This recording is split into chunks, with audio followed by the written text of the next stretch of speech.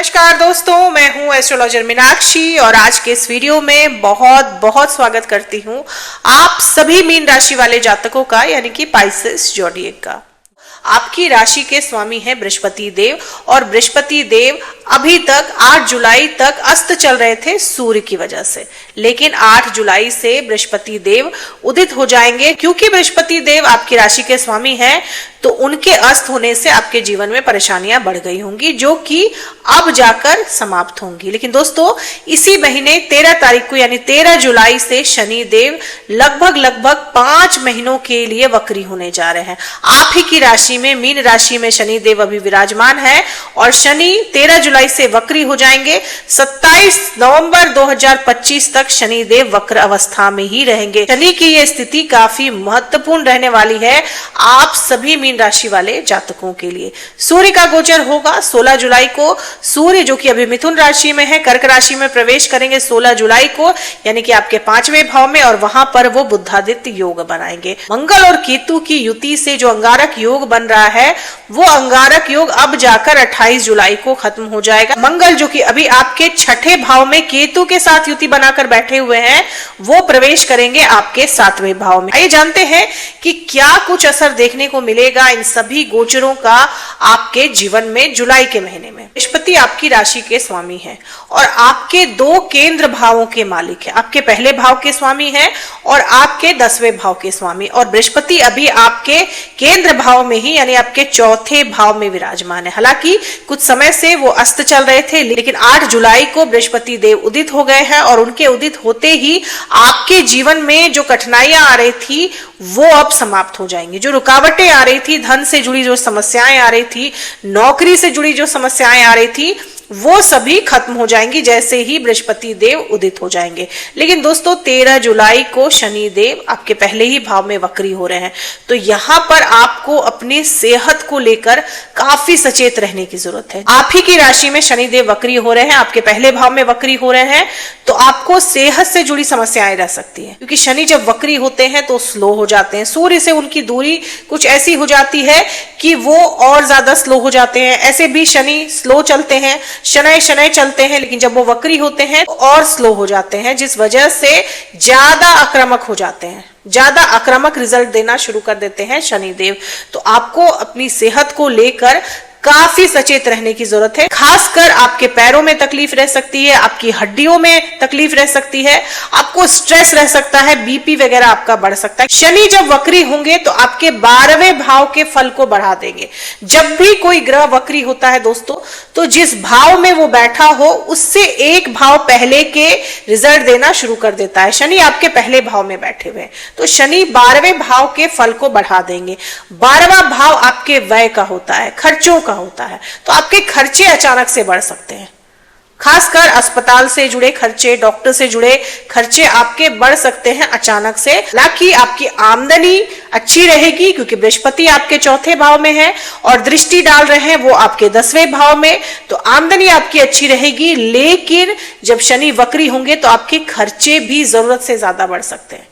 पैसों को लेकर थोड़ी सी दिक्कत आपको रह सकती है, खासकर 24 जुलाई तक। 24 जुलाई तक आपको थोड़ी सी आर्थिक तंगी देखने को मिल सकती है। 24 जुलाई के बाद धन संबंधित समस्याओं से आपको निजात मिल सकती है। दोस्तों, बृहस्पति आपकी राशि के लिए योग कारक ग्रह है और जब वो 4थे भाव में बैठे हो, काल पुरुष की कुंडली में 4थे भाव में बृहस्पति देव उच्च के होते हैं, बहुत अच्छे परिणाम देते हैं। तो 4थे भाव में बृहस्पति कहीं ना कहीं दिशा बल प्राप्त कर लेते हैं, तो बहुत अच्छे परिणाम देंगे आपको, आपके परिवार के मामले में, आपको आपकी नौकरी के मामले में। आपको नौकरी में तरक्की मिल सकती है, आपके रुके हुए काम बनना शुरू हो जाएंगे। आपने अगर कोई प्रोजेक्ट शुरू किया है, आपने अगर कोई काम शुरू किया है, तो उस काम में आपको रफ्तार देखने को मिल सकती है 8 जुलाई के बाद। सूर्य और बुध का बुधादित्य योग बनेगा आपके 5वें भाव में 16 जुलाई से। बहुत अच्छी परिस्थिति है ये। विद्यार्थियों को बहुत अच्छे परिणाम मिल सकते हैं, विद्यार्थियों का दाखिला हो सकता है किसी अच्छे संस्थान में। हालांकि ऐसे विद्यार्थी जो विदेश जाकर पढ़ाई करना चाह रहे थे, विदेशी संस्थान में दाखिला चाह रहे थे, उनके लिए अब थोड़ी सी मुश्किल हो सकती है क्योंकि शनि वक्री हो रहे हैं, तो उनको विदेश के किसी संस्थान में दाखिला पाने में परेशानी हो सकती है, डिले हो सकता है। दाखिला हो सकता है लेकिन डीले हो सकता है, क्योंकि शनि चीजों को डीले कर देते हैं। 12वां भाव विदेश का होता है, तो विदेश से जुड़े मामले को शनि देव डीले कर सकते हैं, लटका सकते हैं, जिस वजह से ऐसे विद्यार्थी जो विदेश जाकर पढ़ना चाह रहे थे उनको थोड़ा सा और पेशेंस रखने की जरूरत पड़ सकती है। क्योंकि बुधादित्य योग बन रहा है तो आपका दाखिला किसी न किसी अच्छे संस्थान में हो सकता है, इसकी पूरी संभावना है। क्योंकि 5वें भाव में बुधादित्य योग बनना विद्यार्थियों के लिए बहुत ही अच्छी परिस्थिति है। लव लाइफ के लिए भी ये परिस्थिति बहुत अच्छी है, क्योंकि 5वें भाव से आपके लव लाइफ को भी देखा जाता है। सूर्य और बुध का बुधादित्य योग जब आपके 5वें भाव में बनेगा तो ये परिस्थिति कहीं ना कहीं प्रेमी जोड़ों के लिए भी बहुत अच्छी है। आपके पुराने मसले सॉर्ट आउट हो सकते हैं, आप और आपके पार्टनर एक दूसरे को समझने की कोशिश कर सकते हैं, एक दूसरे की बातों को समझेंगे आप, और कहीं ना कहीं अपनी गलतियों को सुधार कर एक नई शुरुआत कर सकते हैं। इस तरह की परिस्थिति बन सकती है 16 जुलाई के बाद प्रेमी जोड़ों के बीच में। बहुत लंबे समय से जो आपके डिस्प्यूट चल रहे थे, आपके मसले चल रहे थे, वो सॉल्व हो सकते हैं 16 जुलाई से। व्यापारियों के लिए भी ये स्थिति बहुत अच्छी है, क्योंकि बुध की दृष्टि आपके 11वें भाव पर पड़ेगी और सूर्य की भी दृष्टि पड़ेगी।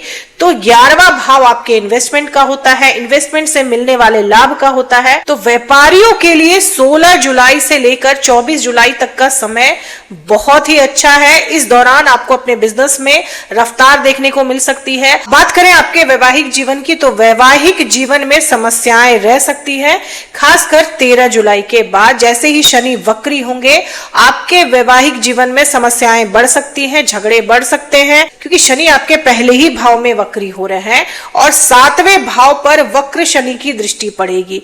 ये स्थिति वैवाहिक जीवन के लिए अच्छी नहीं मानी जा सकती।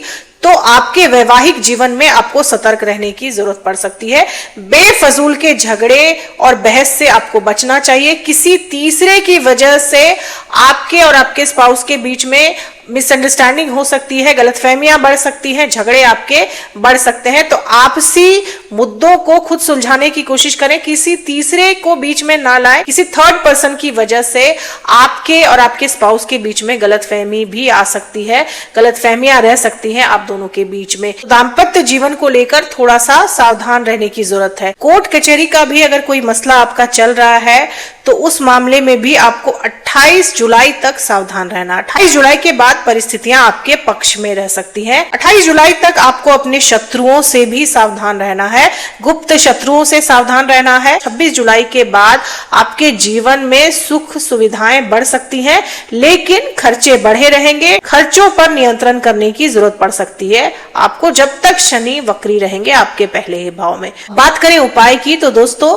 दाम्पत्य जीवन में जो भी परेशानियां आ रही हैं उसके लिए आपको प्रत्येक शुक्रवार को लक्ष्मी जी को मिश्री का भोग लगाना चाहिए। अगर आप खीर वगैरह भी भोग में लगाते हैं तो उसमें चीनी या गुड़ न डालकर आप मिश्री डालें। मिश्री होती है उसको डालकर आप खीर बनाएं और उस खीर का भोग लगाएं लक्ष्मी जी को। इसके अलावा शुक्रवार के दिन आप छोटी कन्याओं को सफेद वस्त्र दान करें। सफेद रंग के वस्त्र आप छोटी कन्याओं में बांटे, दान करें।